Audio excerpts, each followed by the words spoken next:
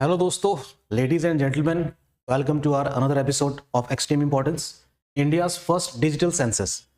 Okay, from traditional census to digital transformation. आप जानते हैं कि जनगणना हर 10 साल में होती है, लेकिन इस बार की जो जनगणना है वो काफ़ी डिले चल रही है, राइट। अब उसको भारत सरकार ने उसकी शुरुआत कर दी है 1 अप्रैल 2026 से, राइट। तो आइए जानते हैं डिजिटल जनगणना के बारे में।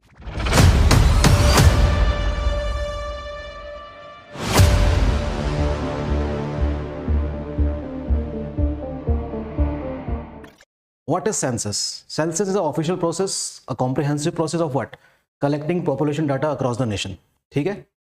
It includes vital demographic, social and economic information for policy making. जब जनगणना कराई जाती है तो उसमें सिर्फ जनसंख्या कितनी बड़ी है यही आंकड़े नहीं होते, उसमें कई सारे आंकड़े होते हैं, जैसे कि पॉपुलेशन डेंसिटी कितनी बड़ी, लिंगानुपात कितना है, ओके, पिछले 10 साल में कितनी पॉपुलेशन वृद्धि हुई परसेंटेज वाइज, और ऐसे कई सारे डाटाज हैं लिटरेसी को लेकर, है ना, सबसे ज़्यादा डेंस जिला कौन सा है, तमाम प्रकार के आंकड़े आपको मिलने वाले हैं अगले 1 साल के बाद। तो conducted systematically every 10 years to track India's growth and changes. तो इस जनगणना के आधार पर हम कह सकते हैं कि कई प्रकार के आंकड़े मिलते हैं और उन आंकड़ों को आधार मानकर भारत सरकार कई प्रकार की नीतियों का निर्माण करती है। चलिए, इसका अपना ऐतिहासिक पक्ष भी है। 1872 में पहला प्रयास किया गया था, first attempt was made in 1872। The then viceroy was Lord Mayo, लेकिन ये एक नॉन सिंक्रोनोस सेंसस थी, अर्थात ये एक पहला प्रयास था। रेगुलर हर 10 साल में की जानी चाहिए। इसकी शुरुआत होती है 1881 से, यानी कि फाउंडेशन हो गई थी हमारी 1872 में, लेकिन इसको रेगुलर ऑन सिंक्रोसिस बेसिस में 1881 में शुरू किया गया, the then viceroy Lord Mayo.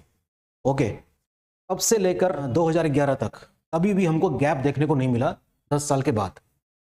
ये ऐसी पहली जनगणना है जब हमें एक 5 साल का अंतराल नजर आ रहा है और अब हम इसकी शुरुआत कर रहे हैं। ठीक है, इसके कई कारण हैं। एक तो कोविड पैंडेमिक की वजह से ये सब चीज़ें कह सकते हैं कि इसमें रोक लग गई थी, प्लस कई सारी एडमिनिस्ट्रेटिव चैलेंजेस भी थे और कई सारे मुद्दे भी थे कि कास्ट वाइज सेंसस होना चाहिए या नहीं होना चाहिए। इसको लेकर तमाम बहस जारी थी पिछले कुछ सालों से। फिलहाल 1 अप्रैल 2026 से इसकी कवायद शुरू कर दी गई है।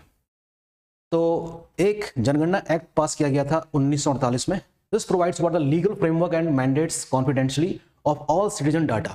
इसको आप याद रखेंगे। सेंसस एक्ट कब लाया गया था? 1948 का है।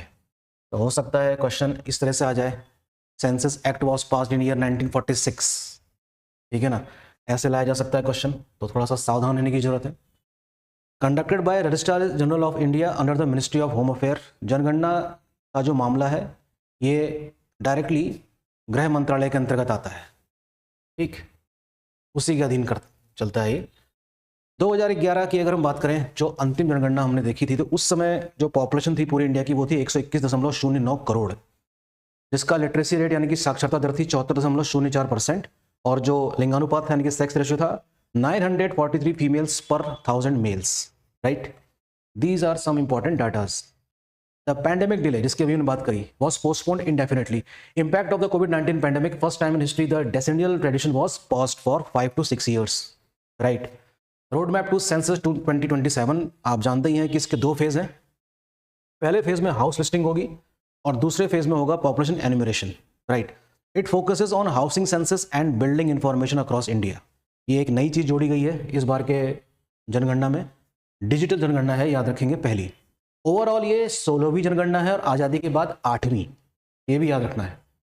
फेज 2 जो कि अगले साल फरवरी 2027 में शुरू होगा, the core phase of counting every individual in the nation, that is called population enumeration. जैसे कि मैंने बताया था आपको कि एक पोर्टल है सेल्फ एन्यूमरेशन का, जिसमें लोग स्वयं अपनी इंफॉर्मेशन भर सकते हैं उसमें, ठीक। इस बार की जो थीम है उसका नाम है जनगणना से जन कल्याण तक, याद रखेंगे।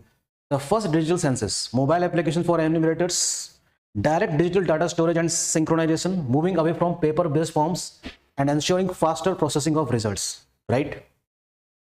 ये जानकारी लेते हुए प्रधानमंत्री जनगणना किस तरीके से की जा रही है करके। सेल्फ एनिमरेशन पोर्टल देख लेते हैं क्या चीज़ है।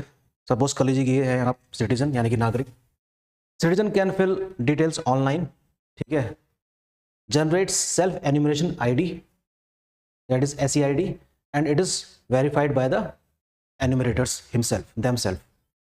तो ये पहली बार ऐसा किया जा रहा है, पोर्टल क्रिएट किया जा रहा है। Okay, this is something very important. What are the key digital features? GIS mapping, real-time monitoring, data security. It gives the precise boundary marking using GIS tech. Real-time monitoring means instant tracking of the enumeration progress. Advanced encryption for citizen privacy, अर्थात नागरिकों की निजता का भी ध्यान रखा जाएगा इसमें. Advance encryption of the citizen privacy भी इस पोर्टल में इनक्रिप्टेड है. So what shall be the significance of the digitization? Efficiency, near instantaneous data collection and compilation, काफ़ी तेजी से मिल सकती है जानकारी. Better planning, high quality data leads to effective scheme targeting, right.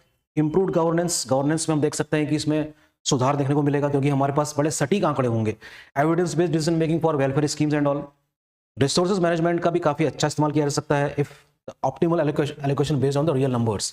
So if the numbers are very clear, very true, तो scheme बनाने में, इसको फॉर्मुलेट करने में काफ़ी आसानी होगी भारत सरकार को. ठीक है, तो ये डिजिटल जनगणना इस लिहाज से भी काफ़ी इंपॉर्टेंट हो जाती है. लेकिन थोड़ी बहुत अड़चनें आ सकती हैं, जैसे कि व्हाट आर द चैलेंजेस जिसको हमको ओवरकम करना होगा.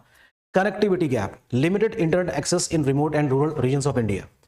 जरूरी नहीं कि हर जगह इंटरनेट की स्पीड या इंटरनेट की पहुंच हो, तो रिमोट एरियाज है वहां पर हो सकता है इस प्रकार की चुनौती का सामना करना पड़े.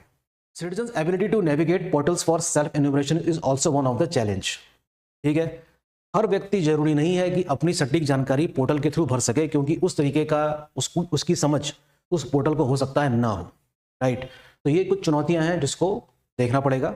और इस तरीके से लास्ट में हम देखते हैं कि किस तरीके से इवोल्यूशन हुआ है सेंसस का. 1872 में पहला अटेम्प्ट किया गया था, 1881 से रेगुलर चल रहा है, और लास्ट जो भौतिक रूप से जनगणना हुई थी वो 2011 में हुई थी, और पहली डिजिटल जनगणना शुरू हो चुकी है 2027 1 अप्रैल से. तो ये थी कुछ important short information for census. बाकी इससे जुड़े हुए जितने भी आयाम हैं उनको आप जरूर पढ़िएगा, हो सकता है इस बार के सिविल सर्विस प्री में क्वेश्चन बने. Thank you.